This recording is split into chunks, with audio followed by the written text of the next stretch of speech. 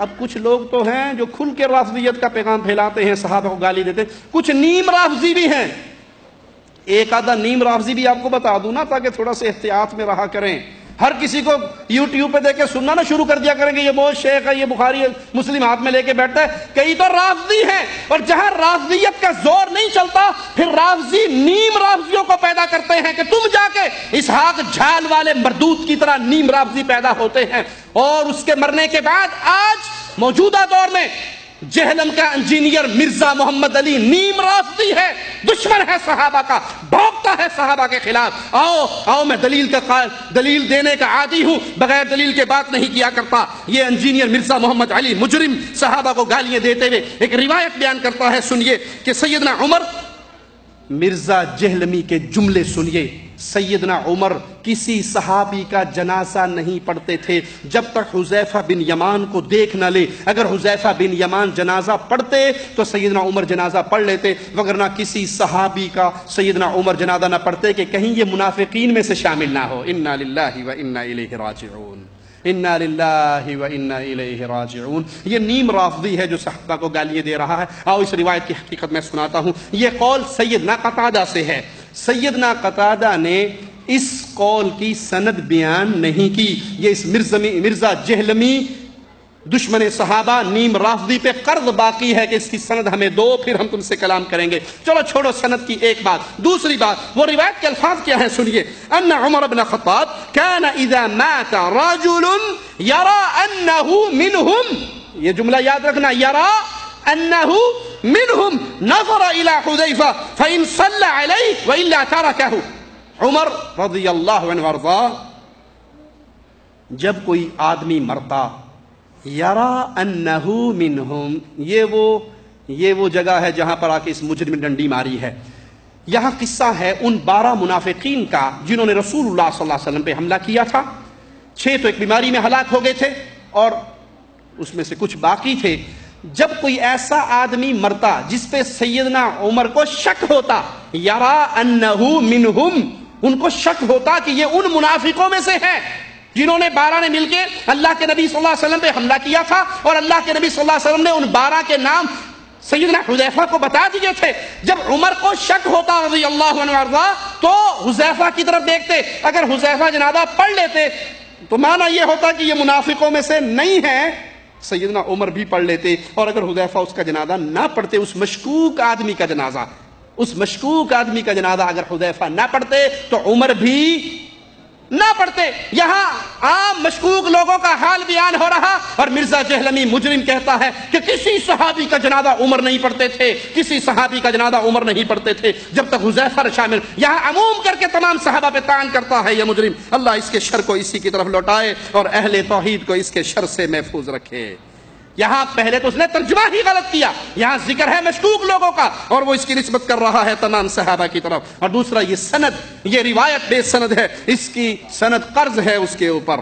شیرازی رافضی مجرم سیدہ عائشہ رضی اللہ تعالی عنہا پر تہمتیں لگاتے ہوئے تہمت لگاتا ہے کہ اس کے جرائم میں سے نعوذ باللہ ثم نعوذ باللہ نقل کفر نباشد، جنسیت کا ایک جرم بھی تھا، زنا کا ایک جرم بھی تھا.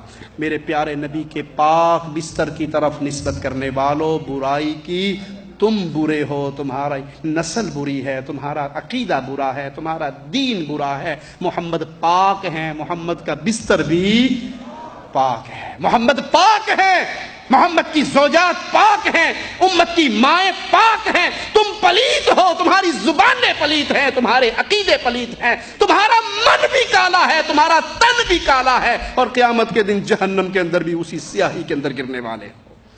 قرآن تمہارا حال بیان کرتا ہے، ان الذين يرمون المحصنات الغافلات المؤمنات لعنوا في الدنيا والآخرة ولهم عذاب عظيم. جو مومنہ غافل بھولی بھالی مسلمان مومنہ عورتوں پر تہمت لگاتے ہیں، ان پر اللہ کی لعنت ہے.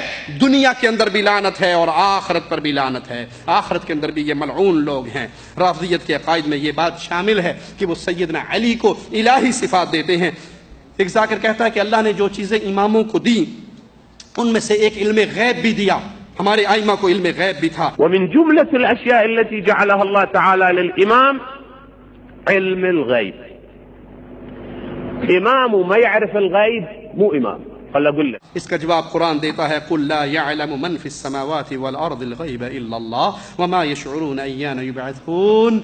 زمین و آسمان میں جو کچھ بھی ہے غیب اللہ کے علاوہ کوئی نہیں جانتا. جن کی طرف تم نسبت کر رہے ہو غیب کی، انہیں تو یہ بھی شعور نہیں کہ ہمیں اٹھایا کب جانا ہے. اچھا عجیب بات ہے، ایک طرف تو یہ دعویٰ کر رہے ہیں کہ ہمارے ائمہ کو علم غیب ہے، دوسری طرف نعمت اللہ الجزائری لکھتا ہے کہ ہمارے اماموں کو زہر دے کے مارا گیا، زہر کھلا کے مارا گیا. تو سوال یہ ہے بھائی زہر پانی میں ملا کے دیا گیا ہوگا یا کھانے میں ملا کر دیا گیا ہوگا؟ جب امام کو علم غیب ہے، امام کو علم غیب ہے، تو اس کھانے میں جب زہر تھا تو امام کو پتہ نہ لگا؟ تمہاری مثال بالکل اس پیر صاحب کی ہے. پیر صاحب آئے پنجاب کے گاؤں میں، آگے بیٹھے، مریدنی پہ روب جھاڑنے لگے تو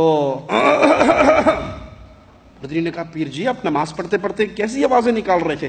کہو بی بی آپ کو نہیں پتا، مسجد نبوی میں کتا داخل ہو رہا تھا، میں اتھو کھنگورا مار کے انہوں پجا دیتا. اس نے کہا بڑا پہنچا ہوا پیر ہے، یہاں سے کھانس کے مدینہ کے کتے بھگا رہا ہے. اس نے نیچے شکر ڈالی، اوپر گھی ڈالا، اوپر پھیکی سیویاں ڈالی اور چمچ لگا کے پیر صاحب کے آگے رکھ دی. اب پیر صاحب وہ سیویاں دیکھے تھے، مریدی کا منہ دیکھے، میں قربان جاؤں پیر جی کھاتے نہیں. کہتے پاگل نہ ہو تو، بے وقوف نہ ہو تو، میں 1 سال کے بعد تیرے پاس آیا تھا، پاگل عورت تو نے مجھے یہ سیویاں دی ہیں، نہ اس میں گھی ہے، نہ اس میں شکر ہے، نہ اس میں ملائی بلائی، ہم کوئی شے بھی نہیں پائی، سوکھی پھینکی نا.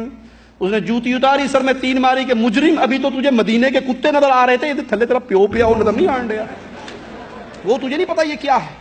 بھائی تم دعویٰ کرتے ہو ہمارے اماموں کو علم غیب تھا اور خود دعویٰ کرتے ہو ہمارے اماموں کو زہر دے کر شہید کیا گیا، تو جس کھانے میں، جس پینے میں، جس پانی میں زہر ملایا گیا، اگر علم غیب ہوتا وہ زہر والا کھانا کھاتے؟ وہ اللہ کے اولیاء تھے، تمہاری ان جھوٹی تہمتوں سے پاک ہیں. قرآن کہتا ہے انہیں تو یہ بھی نہیں پتا کہ انہیں اٹھایا کب جانا ہے. ایک ذاکر کہتا ہے نادی علی مظہر العجائب کل ہم و غم سینجلی بولایتک یا علی، کہ ہر غم میں علی کو پکارو عجائبات کا ظہور ہوگا، ہر غم دکھ دور ہو سکتا ہے تو علی کی پکار سے. نادی علی واکشف کل ہم و غم وضیق، نادی علی مظهر العجائب تجده عونا لك في النوائب، كل هم وغم كل هم وغم سينجلي بولايتك يا علي يا علي يا علي، كل هم والله كل هم سينجلي. قرآن جواب دیتا ہے امن یجیب المضطر اذا دعا ویکشف السوء ویجعلکم خلفاء الارض االہ مع اللہ قلیلا ما تذکرون. وہ کون ہے جب بے بس پکارتا ہے اور اس کی بے بسی کے اندر سن کے اس کی بے بسی کو دور کر دیتا ہے، تمہیں زمین پہ ایک دوسرے کا خلیفہ بنا دیتا ہے. االہ مع اللہ، علی کو پوجنے والوں اللہ کے علاوہ کوئی الہ ہے نہیں ہے. اپنے آئمہ کو وہ مقام دو جو اللہ نے اور اس کے رسول نے دیا ہے، ان کو الہی مقام نہ دو. ایک حیدرآباد کے پیر صاحب ہیں، ابھی تھوڑی دیر پہلے میں ان کا ایک کلپ دیکھ رہا، کسی بھائی نے مجھے بھیجا، تو وہ کہتا ہے کہ اللہ کے نبی نے سیدنا علی کو اپنے کندھے پہ بٹھایا اور بلند کرنا کیا اور بلند کیا اور بلند کیا. تو پوچھا علی کہاں تک پہنچے ہو؟ علی کہاں؟ وہ بت گرانے کے لیے علی کو اٹھایا ہوا تھا، کہاں تک پہنچے ہو؟ کہ اللہ کے نبی اگر آپ کو ہو تو میں عرش الہی کو کھینچ کر آپ کے قدموں میں گرا دوں. میرے کندھے پہ کھڑے ہو جاؤ. رسول پاک تھوڑا جھکے زمین کی طرف، جیسے ہم لوگ اکڑو بیٹھ جاتے ہیں، سرکار بیٹھ گئے اور حضرت علی نے اپنے دونوں کاندھے اپنے دونوں قدم دونوں پیر نبی کے کاندھے پہ رکھا اور نبی نے اٹھایا.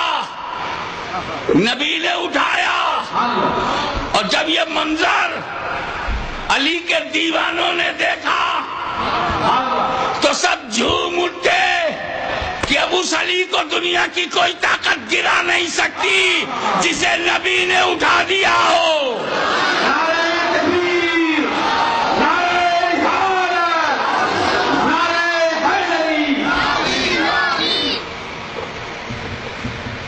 جو سب سے اوپر تھا. اب آئیے ایک تھوڑی سی اندر کی بات ہو جائے.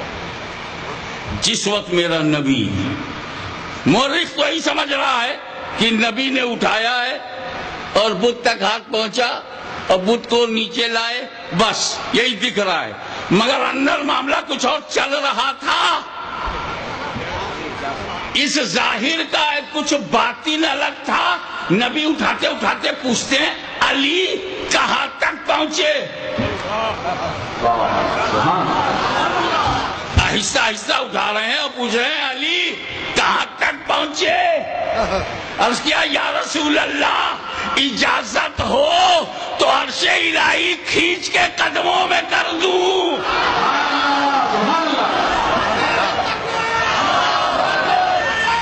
انا للہ و انا الیہ راجعون۔ ان ظالموں کے لیے قرآن حکیم کی ایک ہی آیت پڑھ کے بات ختم کرتا ہوں، وما قدر اللہ حق قدرہ۔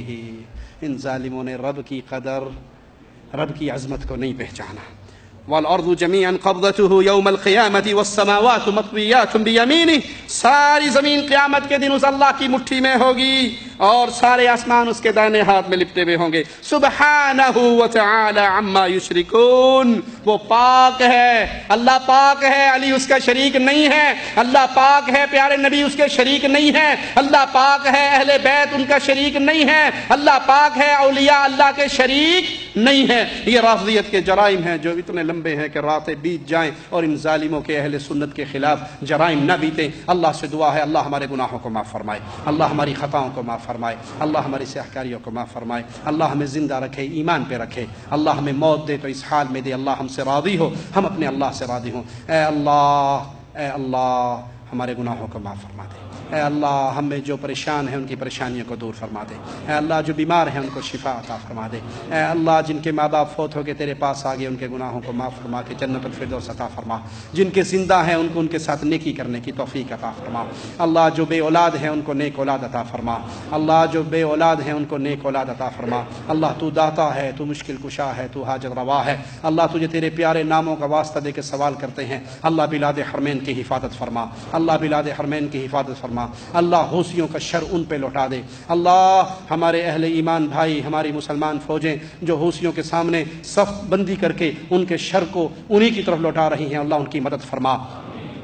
اہل ایمان آپ پر واجب ہے اپنے ان مسلمان بھائیوں اور مسلمان فوجیوں کے لیے دعا کریں جو یمن پہ اور یمن کے بارڈر پہ اہل ایمان کی اور اس بلاد حرمین کی حفاظت کر رہے ہیں، وہ جاگتے ہیں تاکہ آپ سوتے رہو، وہ شہید ہو رہے ہیں، اللہ ان کی موت کو شہادت کی موت بنا کر قبول فرمائے تاکہ تم امن کا سانس لیتے رہو، تو ان کے لیے دعائے خیر کرنا آپ پہ واجب ہے، اللہ ان کے بیماروں کو شفا عطا فرما، اللہ ان کی قوت میں اضافہ فرما، اے اللہ لا الہ الا اللہ کی تحریک کا خادم بنا کے رکھنا، جب تک زندہ رکھنا، اسی پیغام کو آگے پھیلانے والا بنا کے رکھنا۔ اقول قولی ھذا واستغفر اللہ لی ولکم ولسائر المسلمین فاستغفروہ انہ هو الغفور الرحیم۔